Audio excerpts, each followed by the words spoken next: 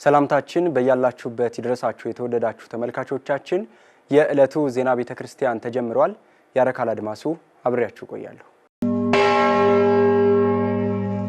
የቤተክርስቲያኒቱን ንዋያተ ቅዱሳት በማህበራዊ ድረገጾች በሚያቃልሉ አካላት ላይ ህጋዊ እርምጃ ለመውሰድ የሚያስችል እንቅስቃሴ እንዲጀመር ብፁዕ አቡነ ሳዊሮስ የጠቅላይ ቤተ ክህነት ዋና ስራ አስኪያጅ አሳሰቡ።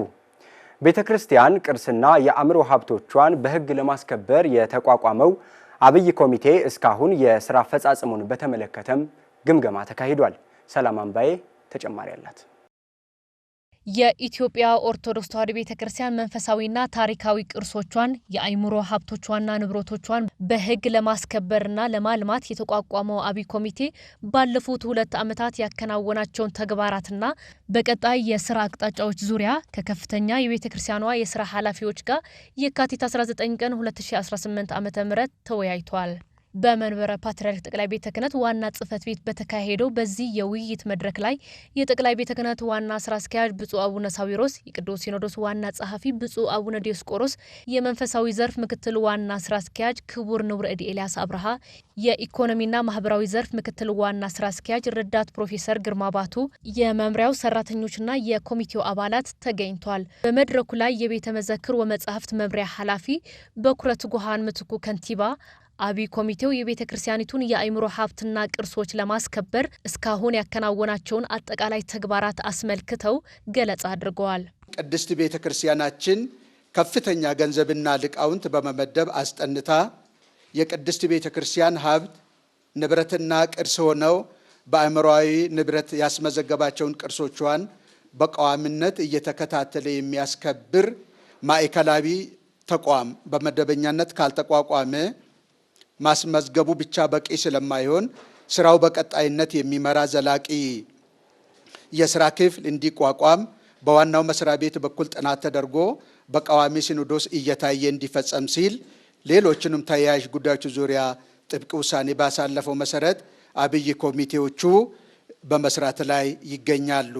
የአብይ ኮሚቴው ምክትል ሰብሳቢ ዶክተር አያሌው ሲሳይ በበኩላቸው ከ2015 እስከ 2017 ዓ.ም የተከናወኑ ዘርፈ ብዙ ተግባራትን የተመዘገቡ ስኬቶችና ያጋጠሙ ተግዳሮችን የሚያሳይ ዝርዝር ጥናታዊ ጽሑፍና ሪፖርት አቅርበዋል። በሁለት ዙር የተካሄዱትን በቁጥር ከ15 እስከ 18 የጥናት ዘርፎችን ለማጥናት ከ15 እስከ 18 ከዛም በላይ የጥናት ዘርፎችን ለማጥናት ከተለያዩ ተቋማት የተውጣጡ ከ49 በላይ የቤተ ክርስቲያኒቱ ምርጥ ልጆች ሊቃውንት ተሳትፈዋል። ጥናቶቹ የተካሄዱትም አብይ ኮሚቴው ባዘጋጃቸው የጥናት መስፈርት መመሪያና ቅደም ተከተል ወይም ተርምስ ኦፍ ሬፈረንስ ሲሆን እያንዳንዱ አጥኚ አዘጋጅቶ ያቀረበው ጥናት ብፁዕ አቡነ ዲዮስቆሮስ በተገኙባቸው የአብይ ኮሚቴ አባላት ስብሰባ እየቀረበ ከተገመገመና ማስተካከያ ከተደረገበት በኋላ ሁሉም ጥናቶች በአንድ ላይ በባለሙያ እንዲቀናጁ ተደርገውና በሊቃውንት ጉባኤ ተመርምረው በመጽሐፍ መልክ ተሰንደዋል። በሶፍት ኮፒ ከነ ንድፎቻቸው ተዘጋጅተዋል። በዚህ መሰረት በቤተ ክርስቲያኒቱ የአእምሮ ንብረትነት ከ120 በላይ ቅዱሳት መጻሕፍትና ንዋያተ ቅዱሳት በአእምሮ ሀብት ባለስልጣን የተመዘገቡ ሲሆን 53 የምስክር ወረቀቶች ተሰጥተው በሰነድነት ተቀምጠዋል። በውይይቱ ወቅት የአልባሳተ ክህነት፣ የቅዱስ መስቀልና ሌሎች የቤተ ክርስቲያኒቱ ቅርሶች ቀኖናና ዶግማን በጠበቀ መልኩ ብቻ ለህትመትና ለምርት እንዲበቁ ጥብቅ ቁጥጥር ሊደረግባቸው እንደሚገባ ተጠቁሟል። የክህነት የማዕረግና የአገልግሎት ስም አሰጣጥን በተመለከተ ጠንካራ ውሳኔዎች እንዲሰጥባቸው ያሳስባል። መለበስ ያለባቸው ወጥ የሆኑ አልባሳተ ክህኖን በተመለከተም ውሳኔዎች በቅዱስ ሲኖዶስ እንዲሰጡ ያሳስባል። የሥርዓተ ምንኩስናና ሥርዓተ ገዳም ጥናት በተመለከተም የቅዱስ ሲኖዶስን ውሳኔ የሚሹ ጉዳዮች ስላሉ በጥናቱ ምክረ ሀሳብ መሰረት ውሳኔዎች እንዲተላለፉ የኮሚቴው ጥያቄውን ያቀርባል። የቅዱስ ሲኖዶስ ዋና ጸሐፊ ብፁዕ አቡነ ዲዮስቆሮስ ባስተላለፉት መልእክት ኮሚቴው እስካሁን ያከናወናቸው ተግባራት የቤተ ክርስቲያኑን ንዋየ ቅድሳት ለማስከበርና ገጽታዋን ለመጠበቅ ጉልህ ድርሻ ያላቸው መሆኑን ገልጸው በቀጣይም ተግባሩ ተጠናክሮ መቀጠል እንዳለበት አሳስበዋል። ይህ ስራ በደንብ ትኩረት ተሰጥቶት ከተሰራ ቤተ ክርስቲያኗን የሚያስከብር ነው። ንዋያተ ቅድሳቱ፣ መጻሕፍቱ፣ መስቀሉ፣ ልብሱ፣ ከበሮው፣ ጸናጽሉ፣ መቋሚያው በዘፈቀደ የሚጠቀምበት ሁሉ የሚመለከተውና የማይመለከተው ሁሉ የምንቆጣጠርበት የራሳችን ንዋያተ ቅድሳት የምናስከብርበት ነው። እንድናስከብር ነው ዓላማው አእምሮ ንብረት እና እንግዲህ ይሄ ቢቀጥል መምሪያችን ቢጠነክር ሰፊ ስራ ነው ያለው። ሰፊ ስራ ተሰርቷል። ከዚህ በኋላም ስራዎች ይጠብቁታል። የተመደበልንን በጀት እንኳን ከአምና ከግንቦት ጀምሮ እስካሁን ድረስ ስራ ላይ አልዋለም። ስራው የለመዱት ያው ሲያንቀሳቀሱ እንደገና ደግሞ በዚህ በዝውውሩ ምክንያት ነገሮች ጠየም ያሉ ይመስላልና ስለዚህ መምሪያውም ከዚህ የበለጠ ስራ ሊኖረው ስለማይችል ጠንክረን እንድንሰራ ብፁዕ አባታችን ጸሎቶ ቡራኪዮ አመራሮ አይለየን እያልኩኝ ያው ምክር መመሪያ ቡራኪ እንዲሰጡን በትህትና ጠይቃለሁ። የጠቅላይ ቤተ ክህነት ዋና ስራ አስኪያጅ ብፁዕ አቡነ ሳዊሮስ በበኩላቸው በተለያዩ ማህበራዊ ድህረ ገጾች የቤተ ክርስቲያኒቱን ንዋየ ቅድሳት በሚያቃልል መልኩ የሚታዩ የውጭ አካላት እንቅስቃሴዎችን በሕግ ሊያስቆም የሚችል ስልታዊ ስራ ሊሰራ እንደሚገባ በአጽንኦት አሳስበዋል። ያው ዋናው አስፈላጊ ስራ ነው ይሄ። እንደምናየው ሁላችንም እንደምናውቀው በአልባሳትም ይሁን በሁሉም ቤተ ክርስቲያናችን ንዋየ ቅድሳት የቤተ ክርስቲያን ሆኖ እያለ ሌሎች ደግሞ ቤተ እምነቶች የማይመለከታቸውን የኛኑ ወስደው ልብሰ ተክህኖውንም ከበሮውንም ጸናጽኑንም ሻሹንም ሁሉንም ወስዶ እየተጠቀሙበት ስለሆነ የማን ከኛ የወጣው የሌላ የሆነ ነው ያለው። በዚህ ሰዓት ከኛ ከቤተ ክርስቲያናችን ተወስዶ የሌሎች እንደሚመስል አድርገው ሁሉም ለራሳቸው ለማድረግ ሙከራ እያደረጉ ነው ያሉትና እንደው ቶሎ ካልበረታን ቶሎ መስመር ካላሳዝን በጣም አካሄዱ በጣም አደገኛ ነው። ስለዚህ ሆነ በዚህ ብሎ ነው ቅዱስ ሲኖዶስ እንዲቀደም ብሎ ይሄ በዚህ መልኩ መሆን አለበት ብሎ ብዙ ጊዜ ቅዱስ ሲኖዶስ ይነጋገራል፣ ይወያያል፣ ይወስናል። ብዙ ጊዜ ይወስናል፣ ግን ለተግባራዊ ለማድረግ ደግሞ በጣም ይረዝማል እንጂ ቅዱስ ሲኖዶስ ያልተወያየበት ያልወሰነ ውሳኔ ምንም የለም። ቤተ ክርስቲያኒቱ ከዘመኑ ጋር በፍጥነት መራመድና ሀብቶቿን ማስከበር እንዳለባትም አክለዋል። የኢትዮጵያ ኦርቶዶክስ ተዋሕዶ ቤተ ክርስቲያን የመንበረ ፓትርያርክ ጠቅላይ ቤተ ክህነት የስብከተ ወንጌልና ሐዋርያዊ ተልእኮ መምሪያ ለሚያከናውነው ስምሪት የአሰልጣኞች ስልጠና ተካሄደ። ፈለጉሽ አሻግሬ ፕሮግራሙን በጸሎት የከፈቱት ብፁዕ አቡነ ሳዊሮስ የጠቅላይ ቤተ ክህነት ዋና ስራ አስኪያጅ፣ የደቡብ ምዕራብ ሸዋና የሸገር ከተማ አህጉረ ስብከት ሊቀ ጳጳስ፣ የምስካየ ኅዙናን መድኃኔዓለም ገዳም የበላይ ኃላፊና ብፁዕ አቡነ ማርቆስ የስብከተ ወንጌል ሐዋርያዊ ተልእኮ መምሪያ ሊቀ ጳጳስ አሰልጣኞችና አሰልጣኞች ባሉበት በጸሎት ተጀምሯል። የካቲት 20 ቀን 2018 ዓ.ም የኢትዮጵያ ኦርቶዶክስ ተዋሕዶ ቤተ ክርስቲያን መንበረ ፓትርያርክ ጠቅላይ ቤተ ክህነት የስብከተ ወንጌል ሐዋርያዊ ተልእኮ ለ62 ሰባኪ ወንጌል የአሰልጣኞች ስልጠና ሰጥቷል። ስምሪቱ የሚደረገው የካቲት 26 ቀን 2018 ዓ.ም ሲሆን በተለያየ ምክንያት የአገልጋዮች እጥረት ባለባቸው በተመረጡ በ32 ሀገረ ስብከት ነው። ስልጠናው ትኩረት ያደረገባቸው ጉዳዮች የቤተ ክርስቲያን ታሪክ ጉዞ፣ የቤተ ክርስቲያን ተልእኮና ዕቅበተ እምነት ናቸው።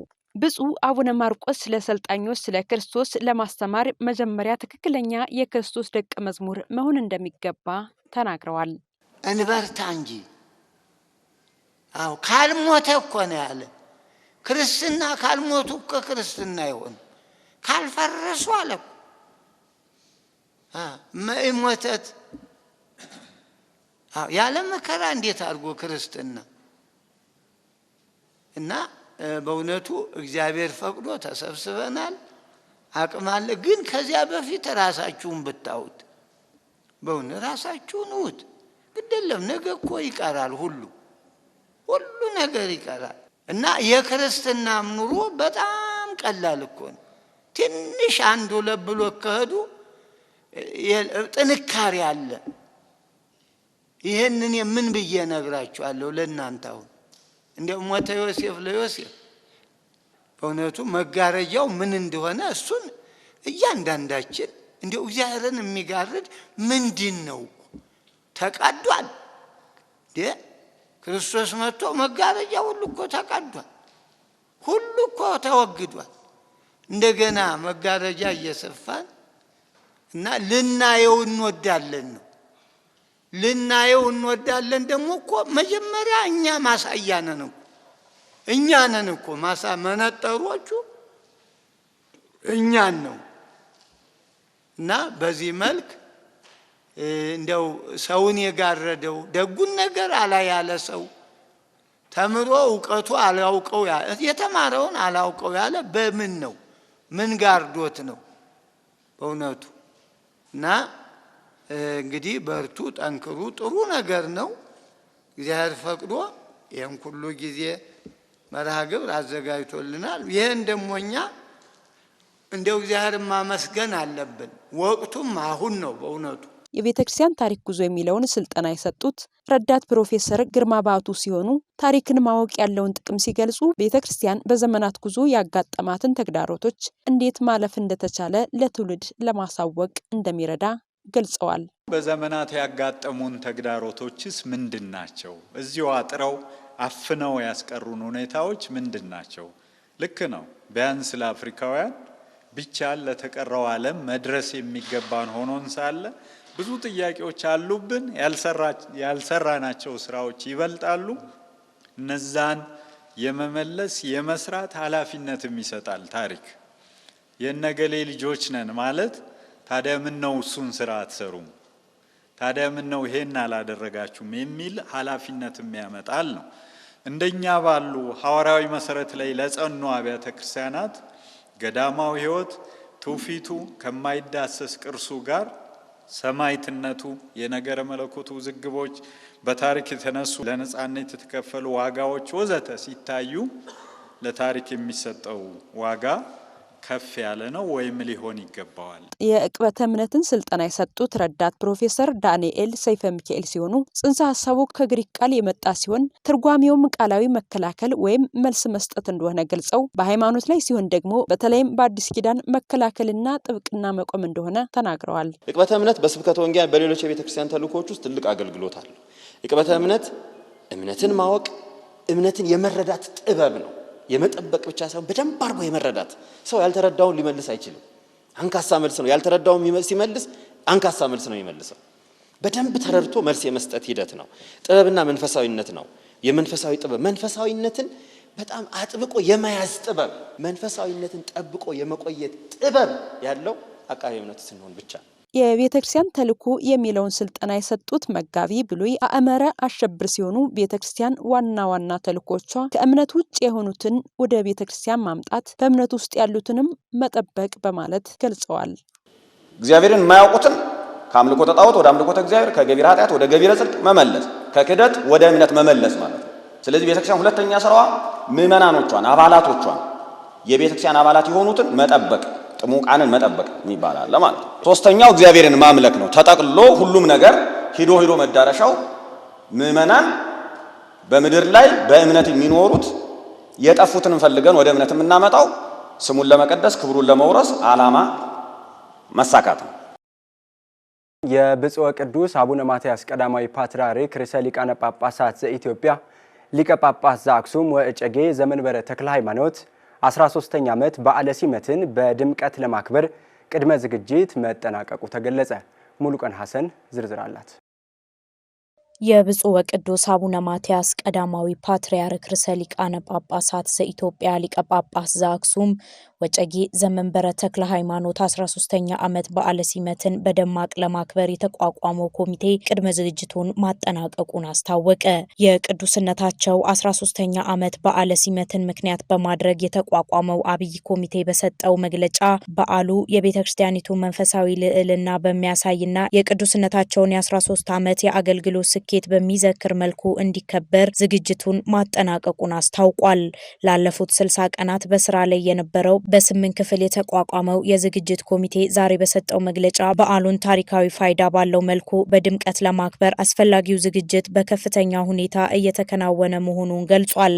አያይዘውም ኮሚቴው በመግለጫው እንዳሳወቀው በዓሉ በመንበረ ጸባዖት ቅድስት ሥላሴ ካቴድራል የካቲት 24 ቀን ማክሰኞ ዕለት ከጠዋቱ 2 ሰዓት ጀምሮ በተለያዩ ሃይማኖታዊ ክንውኖች እንደሚካሄድ አክሏል። ይህንን 13ኛውን የቅዱስ አባታችንን በዓለ ሲመት የቤተ ክርስቲያንን በዓል ለማክበር ከፍተኛ ዝግጅት እየተደረገ ነው። በመንበረ ፓትርያርክ ጠቅላይ ቤተ ክህነት በካህናት አስተዳደር መሪነት የተለያዩ ንዑሳን ኮሚቴዎች ተቋቁመው የራሳቸውን ስራ የቅድመ ዝግጅት ስራ እያከናወኑ ይገኛሉ። የሚዲያ ልዩ ንዑስ ኮሚቴም አስፈላጊውን ዝግጅት አድርጓል። እንግዲህ በዚህ በዓል ላይ ብፁዕ ወቅዱስ አባታችን በበዓሉ ላይ በመገኘት ቡራኬ ይሰጣሉ። ብፁዓን አበው ሊቃነ ጳጳሳት ከየአህጉረ ስብከታቸው ይህ በዓል ታላቅ የቤተ ክርስቲያን በዓል ከመሆኑ አንጻር በዚህ በዓል ላይ ይታደማሉ። እንደዚሁም ጥሪ የተደረገላቸው ከፍተኛ የመንግስት የስራ ኃላፊዎች እንዲሁም በከተማችን በአዲስ አበባ የሚገኙ ስራቸውን እያከናወኑ ያሉ የኮር ዲፕሎማቲክ ማህበረሰብ አባላትም የበዓሉ ታዳሚዎች ተጋባዦች ይሆናሉ። በዚህ በዓል ላይ እንደ ወትሮው እንደ ከዚህ በፊቱ እንደሚደረገው ከብዙ አድባራትና ገዳማት የሚመጡ ካህናት፣ ምእመናንና ምእመናት የሚገኙ ይሆናል። በካህናት አስተዳደር ጉባኤ የሚመራው የክብረ በዓሉ አዘጋጅ ኮሚቴ በመግለጫው ወቅት እንዳሳሰበው በብፁዕ አቡነ ሳዊሮስ የጠቅላይ ቤተ ክህነት ዋና ስራ አስኪያጅ የሸገር ከተማ ሀገረ ስብከት ሊቀ ጳጳስ አማካይነት በ8 ክፍል የተዋቀረ አብይ ኮሚቴ ወደ ስራ መግባቱን አክለው ስራው ሙሉ ለሙሉ በሚያስብል ደረጃ መጠናቀቁን ገልጸዋል። በአስተዳደር ጉባኤው በብፁዕ አባታችን አቡነ ሳዊሮስ ፈቃድ ኮሚቴ ከተቋቋመ ቆይቷል። ይህንን የሚመሩት 8 ኮሚቴዎች ተቋቁመዋል። እነዚህ 8 ኮሚቴዎቹ ከምንላቸው በአንደኛው ብንጀምር የፕሮቶኮል ኮሚቴ ነው።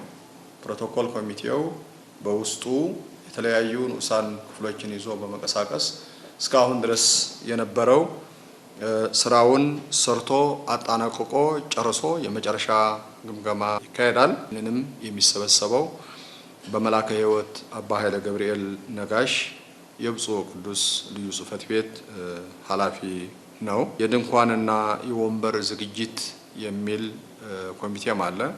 ይህንንም በትልቁ የመድረኩ ተልእኮ የወሰደው የመንበረ ጸባዖት ቅድስት ሥላሴ ካቴድራል ሰበካ ጉባኤ አስተዳደርና ሰራተኞች በከፍተኛ ደረጃ ኃላፊነት ወስደው የመድረኩ ዝግጅት በአጠቃላይ ተጠናቀዋል።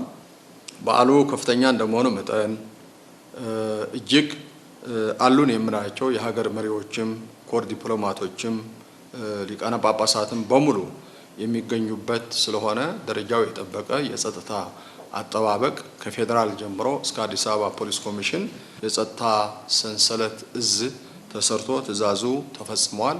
የስነ ጽሁፍ ዝግጅት የሚለው ነው። ይህንንም ከቅዱስ ፓትርያርኩ ጀምሮ እስከ ታች ያሉ እጅግ ምሁራን የቤተ ክርስቲያኗ አንጥሮ ሀብት የሆኑ ምሁራን የሚሳተፉበት ጽሁፍ ነው። ይህንንም በሁለት ቋንቋ ማለትም በአማርኛና በእንግሊዝኛ ተዘጋጅቶ ለህትመት በቅቶ አሁን የመጨረሻው ሳምፕል ለማየት ተችሏል። ይህንንም የሚመራው በሊቀ ትጉሃን እስክንድር ገብረ ክርስቶስና በሊቃውንት ጉባኤ ሰብሳቢ መጋቤ ብሉይ ዝራ ገሰሰ ሆኖ በውስጡ ብዙ ጸሐፊያንና ብዙ ተወት ስራ ያሉ ሰዎች ስላሉ ይህንንም ድርጊቱ ተፈጽመዋል። ቅድስት ቤተ ክርስቲያን ይህንን በዓል ለ67ኛ ጊዜ እንደምታከብረው የገለጹት መጋቤ ካህናት እንቁ ባህሪ ተከስተ የካህናት አስተዳደር መምሪያ ኃላፊ በበኩላቸው እንዳሉት የ2000 ዓመታት የቤተ ክርስቲያኒቷን ጉዞ በቅዱስ አባታችን እንደሚገለጽም አክለዋል። አጠቃላይ የክርስቶስ የሐዋርያት መንበር ወራሽ የኢትዮጵያ ኦርቶዶክስ ተዋሕዶ ቤተ ክርስቲያን ክህነትን ክርስቶስን የምታስተዋውቅበት ሐዋርያነትን የምትገልጽበት እምነቷን የምትገልጽበት የ2000 ዓመታት ጉዞ በዚህ ደረጃ ላይ በብፁዕ ወቅዱስ አቡነ ማትያስ የሚገለጽ ስለሆነ በሁሉም በአዲስ አበባ ያላችሁ ሁላችሁ መጣችሁ መንበረ ጸባኦት ቅድስት ሥላሴ ካቴድራል ተሳታፊ እንድትሆኑ ይህን የቤተ ክርስቲያኒቱን ትልቅ በዓል በአካል ተገኝተው ማክበር ላልቻሉ አካላት በኢትዮጵያ ኦርቶዶክስ ተዋሕዶ ቤተ ክርስቲያን መገናኛ ብዙኃን በቀጥታ ስርጭት መከታተል እንደሚችሉም ኮሚቴው መልእክት አስተላልፏል። በኢትዮጵያ ኦርቶዶክስ ተዋሕዶ ቤተ ክርስቲያን በኢትዮሳትና በዲኤስቲቪ በቀጥታ ይተላለፋል። እንደዚሁም በድርጅቱ የዩቲዩብ እና የፌስቡክ ገጾች በቀጥታ የሚተላለፍ ይሆናል። የጎፋ ጥበበ እድ ካህናት ማሰልጠኛ ትምህርት ቤት ቀኖናቸውን የጠበቁ ንዋያተ ቅዱሳትን በስፋት እያመረተ ማሰራጨት መጀመሩ ተገለጸ። መምህር መዝገቡ ጌታቸው ሰማዕቱ ብፁዕ ወቅዱስ አቡነ ቴዎፍሎስ ፓትርያርክ ርዕሰ ሊቃነ ጳጳሳት ዘኢትዮጵያ ቅድስት ቤተ ክርስቲያን በገንዘብ አቅም ራሷን አጠናክራ ሁሉን አቀፍ ሐዋርያዊ ተልእኳን ለመወጣት ትችል ዘንድ ከዘረጓቸው የልማት አቅዶች መሃል አንዱ ከውጭ የሚመጡ ቅዱሳት ንዋያትን በማስቀረት በመንበረ ፓትርያርክ ጠቅላይ ጽሕፈት ቤት ጎፋ ጥበበ እድ ካህናት ማሰልጠኛን ከተሟላ ዘመናዊ መሳሪያ ጋር መመስረት ነበር። ክቡር መምህር ናኦድ ኢያሱ በጎፋ ጥበበ እድ ካህናት ማሰልጠኛ ትምህርት ቤት መምሪያ ኃላፊ ስለ ድርጅቱ ምስረታ ያለፈበትን መንገድና አሁናዊ አቅሙን እንዲህ ነገሩን። መምህር ናኦድ ኢያሱ እባላለሁ። በኢትዮጵያ ኦርቶዶክስ ተዋሕዶ ቤተክርስቲያን የጎፋ ጥበበ እድ ካህናት ማሰልጠኛ ትምህርት ቤት ዋና ስራ አስኪያጅ ነኝ። የጎፋ ጥበበ እድ ካህናት ማሰልጠኛ ትምህርት ቤት ያው እንደሚታወቀው አመሰራረቱ በብፁዕ ወቅዱስ አቡነ ቴዎፍሎስ የኢትዮጵያ ኦርቶዶክስ ተዋሕዶ ቤተክርስቲያን ሁለተኛው ቅዱስ ፓትርያርክ ናቸው። በእሳቸው በ1964 ዓመተ ምህረት ነው የተቋቋመው። ከዛ ጀምሮ ለቤተ ክርስቲያኒቱ ታላቅ መንፈሳዊ አገልግሎት ከፍተኛ ሁኔታ ማንኛውንም የኢትዮጵያ ኦርቶዶክስ ተዋሕዶ ቤተክርስቲያን የምትገለገልባቸው ንዋያተ ቅድሳት በማዘጋጀት የሚያቀርብ ነበር። በመካከል ላይ ግን በተለይም በ80ዎቹና ከዚያ በኋላ ባሉት ዓመተ ምህረቶች ከፍተኛ ድክመትና እስከ መዘጋትም ድረስ ደርሶ ነበር።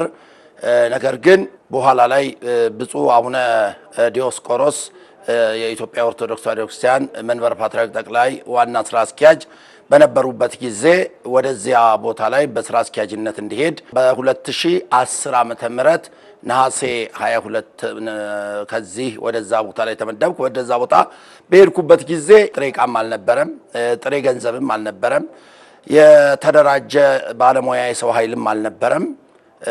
ወደ መዘጋቱ የተቃረበበት ጊዜ ነበረ። ብፁዕነታቸውም ልጄ ወደዚያ ቦታ ላይ ሄደክ ይህን ቦታ ሲሚቻል ከሆነ በተቻለ አቅም ሁሉ የሚነቃቃና የሚንቀሳቀስበት ሁኔታ ይፈጠር ባሉኝ መሰረት የብፁዕ አባታችንን የአባቴን መመሪያ በመቀበል ወደዚያ ቦታ ላይ ሂጄ የጎፋ ጥበበ እድ ካህናት ማሰልጠኛ ትምህርት ቤትን የሰው ኃይሉንም የገንዘብ ኃይሉንም ጥሬ ዕቃም ግብአት አንድ ኢንዱስትሪ ወይም ፋብሪካ ሕያው ነው የሚባለው ወይም ደግሞ ቀጣይ ነው፣ ይቀጥላል፣ ያድጋል፣ ይለወጣል የሚባለው ባለው ጥሬ ዕቃ ነው፣ በጥሬ ዕቃው ነው እና ያንንም ሁሉ በማደራጀት ትላንትና ከደከመበት ብሎም ለመዘጋት ከተቃረበበት በአሁኑ ሰዓት ላይ ወደ ከፍተኛ ደረጃ ላይ ደርሷል። ይኸውም በጥሬ ዕቃ ዛሬ ከ25 ዓመት እስከ 30 ዓመት ሊያገለግል የሚችል ጥሬ ዕቃ ዛሬ አከማችቷል። ሕያው ሆኗል፣ ቀጣይ ሆኗል ማለት ነው። ዛሬ ላይ በመንበረ ፓትርያርክ ጠቅላይ ጽሕፈት ቤት ጎፋ ጥበበ እድ ልዩ ልዩ ባለሙያዎችን በማሰማራት የሚያመርታቸው ንዋየ ቅዱሳት ስርጭት ምን እንደሚመስል የመምሪያ ኃላፊ መምህር ኢያሱ ናኦድ እንዲህ ነገሩን።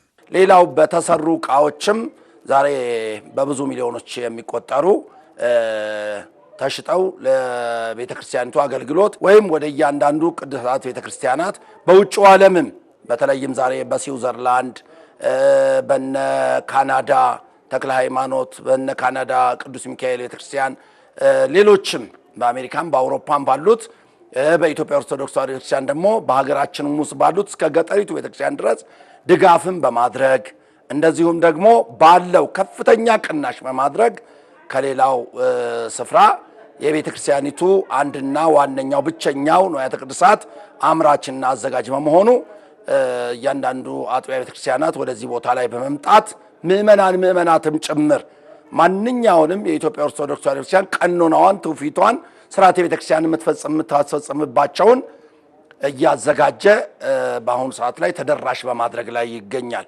ቀኖና ቤተ ክርስቲያንን በጠበቀ መንገድ በብቁ ባለሙያዎች ለቅድስት ቤተ ክርስቲያን አገልግሎት የሚመረቱትን ቅዱሳን ንዋያት ምን እንደሆኑ የመምሪያ ኃላፊ አክለው እንዲህ ነግረውናል። የምርቶቻችን ዋናው ተቀዳሚው መንበረ ታቦት ነው። መንበረ ታቦት በተለያየ ዲዛይንና በተለያየ መጠን እያዘጋጀ እንዲሁ በማቅረብ ትላንትና አዘጋጅቶ መተው ገዝተው ለመጠቀም አይደለም 3 ወር 4 ወር እንኳን ጊዜ ተሰጥቶ ተዘጋጅቶ የሚቀርብበት ሁኔታ አልነበረም። በአሁን ሰዓት ላይ ግን ምእመናት እጅግ ስርዓተ ቤተክርስቲያንን ቀኖናዋን፣ ትውፊቷን፣ ዶግማዋንን በጠበቀ መልኩ ከብሉይ ኪዳን እስከ አዲስ ኪዳን ያለውን ስርዓት ጠብቆ እየተዘጋጀ በመዳረስ ላይ ይገኛል። በመቀጠል የብፁዓን ወቅዱሳን ፓትርያርኮች ዙፋኖች ናቸው በተለያየ ዲዛይንና በተለያየ መጠን እንደዚሁም ደግሞ ለብፁዓን አባቶችም እንደዚሁ ዙፋን እንዲሁም ደግሞ ለቅድስት ቤተክርስቲያን አመራሮች ከመንበረ ፓትርያርክ ጠቅላይ ቤተ ክህነት መምሪያ ኃላፊዎች እንዲሁም የአዲስ አበባ ሀገረ ስብከት የየዋና ክፍል ኃላፊዎችና የየአድባራቱና ገዳማቱ አስተዳዳሪዎችም በአሁኑ ሰዓት ላይ በከፍተኛ ሁኔታ መጥተው እየተሳተፉ ይገኛሉ። ሌላው ደግሞ የቅዱስ ሥጋው ክቡር ደሙ ማክበሪያ አውዶችም በወርቅም በብርም በነሐስም በተለያዩ እንደዚሁ ተዘጋጅተው እየቀረቡ ይገኛሉ። ሌላው መስቀልን በተመለከተ መጾር መስቀል፣ ማሳጠኛ መስቀል፣ ለካህናት ደግሞ ማሳለሚያ መስቀሎችን በተለያየ መጠንና በተለያየ ዲዛይኖች ስርዓተ ቤተክርስቲያንን ቀኖናውን ትውፊቱን በጠበቀ መልኩ እየተዘጋጀ ሌላው ደግሞ መቋሚያ ጸናጽልን ከበሮንም እንደዚሁ አግዳሚ ወንበሮችን፣ ቃጭሎችን፣ ጽዋ፣ ጻሕል ስብሰባ የሚሆኑ የቤተ ክርስቲያን ወንበርና ጠረጴዛዎች፣ ቁም ሳጥኖች፣ ሼልፎች፣ መደርደሪያዎች ለመጻሕፍት በብረትም በእንጨትም በተለያዩ ማቴሪያሎች ጠንካራ በሆኑ የቤተ ክርስቲያኒቱን ስርዓት ሕግ ቀኖና በጠበቀ መልኩ እነዚህም ሌሎችንም ደግሞ አስፈላጊ የሆኑትን አልባሳትንም በሚፈልጉት መጠን ለማዳረስ አሁን በቀጣይ አልባሳትን በግሪክ ልብስ በሙካሽም እንደዚሁ መጎናጸፊያዎችንም ካባና ሞጣይቶችን ለማዘጋጀት በቅርብ ጊዜ ላይ በዝግጅት ላይ ይገኛል። በባህር ዳርና ሰሜን ጎጃም አህጉረ ስብከት የአብነት ትምህርታቸውን ላጠናቀቁ 3585 አገልጋዮች የዲቁናና የቅስና ስልጣነ ክህነት ተሰጠም። የካቲት 20 ቀን 2018 ዓ.ም በተከናወነው በዚህ ስርዓተ ሲመት 3144ቱ ማዕረገ ዲቁና 441ዱ ደግሞ ማዕረገ ቅስና ተቀብለዋል። ስርዓተ ሲመቱ ከመፈጸሙ በፊት አገልጋዮቹ ለ3 ተከታታይ ቀናት በአምስቱ አዕማደ ምስጢር በስርዓተ ቤተ ክርስቲያን በትምህርተ ኖሎትና በክብረ ክህነት ዙሪያ የተደራጁ ስልጠናና ምዘና እንዲወስዱ ተደርጓል። የአህጉረ ስብከቱ ሊቀ ጳጳስና የቅዱስ ሲኖዶስ አባል ብፁዕ አቡነ አብርሃም ባስተላለፉት መልእክት ክህነት ሰማያዊ ጥሪ በመሆኑ አገልጋዮች በግብረ ገብነትና በትሁት ስብህና ሊቀበሉት ይገባል ብለዋል። አክለውም ከአብነት ትምህርት በተጨማሪ የቤተ ክርስቲያንን ዶግማና ቀኖና ለመጠበቅ እንዲህ ያሉ ስልጠናዎችን መውሰድ ግዴታ መሆኑን አመልክተዋል። በስርዓተ ሲመቱ ላይ ብፁዕ አቡነ አብርሃም ጋባዥነት ብፁዕ አቡነ ዘካርያስ፣ ብፁዕ አቡነ ሰላማና ብፁዕ አቡነ መቃሪዎስ ተገኝተው ቡራኬና ስርዓተ ሲመቱን በጋራ ፈጽመዋል። የተወደዳችሁ ተመልካቾቻችን ለዕለቱ ያሰናዳነው ዜና ቤተ ክርስቲያን የተከታተላችሁትን ይመስላል። ሌሎች መርሃ ግብሮቻችን ወደ እናንተ መድረሳቸውን ይቀጥላሉ። ጥሩ ጊዜ ያሳልፉ።